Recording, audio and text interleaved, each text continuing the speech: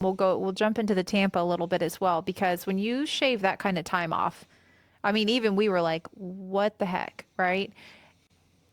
So I think a lot of people would ask the question, like, how did you do that? Because it's not like you just shaved off a couple hours. Even that would be wild if it was like, okay, you shaved off a few hours, but shaving off 8 hours off of your previous run in 2024. I mean, we noticed as a crew you were coming in the aid stations just so much quicker.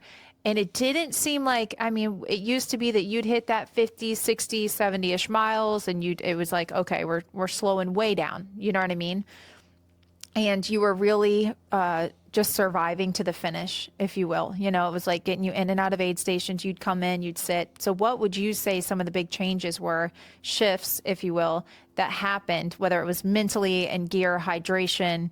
I know, again, you did mention that you knew the terrain, you knew the course, but what would you say was different 2025 Skunk Ape versus 2024?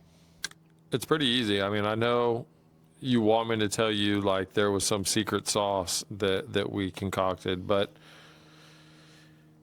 as I mentioned, we had run it previously, so we had that knowledge. Like we had already put on the shelf all of the terrain, the environment. I had the confidence of finishing it previously. I knew where my limitations were, and I knew how to push that a little bit, right?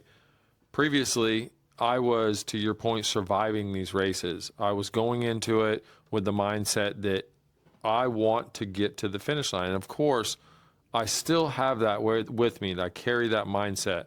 But now it's more aggressive. It's deeper than that. I understand that, yes, I want to survive this race, and I understand how to go about that. But now I also understand my limitations a little bit better.